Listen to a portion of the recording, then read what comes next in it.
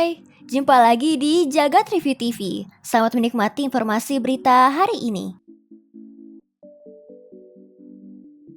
Masih ingat sama Vine, platform video pendek dari Twitter? Setelah sempat dimatikan pada 2016, tampaknya Twitter ingin menghidupkan kembali di era Elon Musk. Beberapa waktu lalu, Elon Musk mengadakan polling untuk menanyakan ke pengguna Twitter terkait rencana tersebut. Hasilnya, lebih dari 69% dari pengguna Twitter menjawab, iya.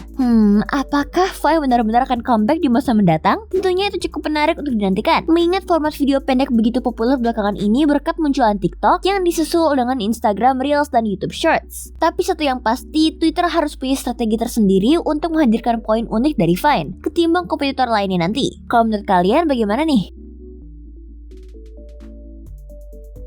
Huawei baru saja merilis smartphone lipat dengan form factor clamshell terbarunya yang diberi nama Huawei Pocket S. Perangkat ini punya layar utama 6,9 inci OLED dan resolusi 2790 x 1188 pixel dan refresh rate 120 Hz. Sementara layar kedua punya ukuran 1,04 inci OLED dengan resolusi 340 x 340 pixel. SoC-nya sendiri memakai Snapdragon 778G yang sayangnya tidak punya dukungan 5G. Berjalan dengan Harmony OS 3.0, perangkat punya kapasitas baterai 4000 mAh dengan daya charge 40W. Punya kamera belakang beresolusi 40MP plus 13MP ultra wide plus sensor laser autofocus. Sementara kamera selfie dalam wujud punch hole menggunakan sensor beresolusi 10,7MP.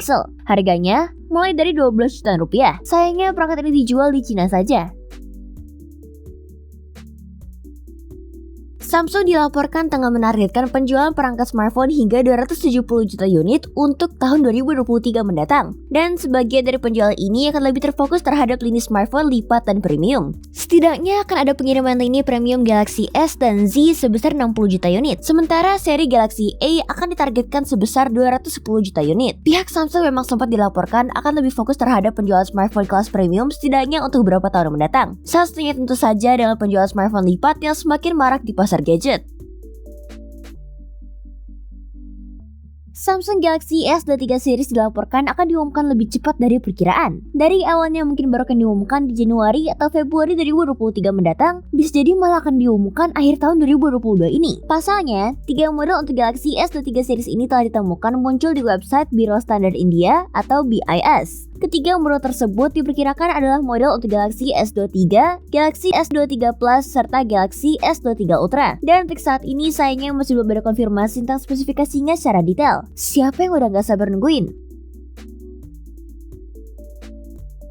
Sebuah studi baru-baru ini memastikan bahwa sensor kadar oksigen dalam darah di Apple Watch sudah setara dengan perangkat medis oximeter. Studi tersebut dilakukan dengan 24 relawan kondisi sehat, masing-masing memakai Apple Watch 6 di tangan kiri, sementara oximeter ditempatkan pada jari mereka. Hasilnya dari 642 pengukuran saturasi oksigen, bias antara smartwatch dengan oximeter saat membaca kadar oksigen 90% sampai 100% adalah 6%. Sedangkan ketika membaca kurang dari 90% adalah 8%. Angka tersebut masih dalam batas toleransi dan peneliti pun menyimpulkan bahwa Apple Watch 6 bisa dijadikan acuan untuk mengukur SpO2 secara tepat. Sebagai informasi, Apple mulai memperkenalkan sensor oksigen darah di Apple Watch 6 pada 2020 lalu, termasuk Apple Watch 8 terbaru. Jadi bagi kalian yang sudah punya Apple Watch, nggak perlu lagi pakai oximeter ya.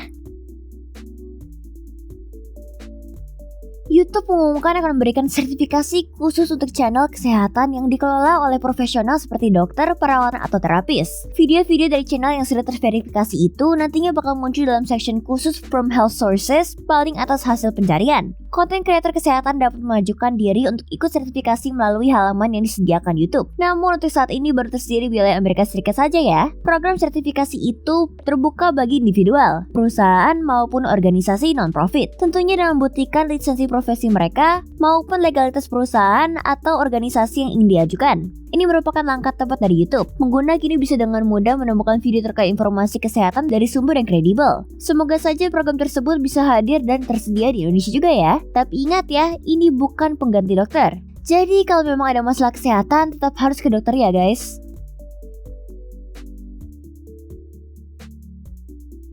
Jadi, gimana menurut kamu berita hari ini? Ingin selalu up to date dengan informasi teknologi terkini?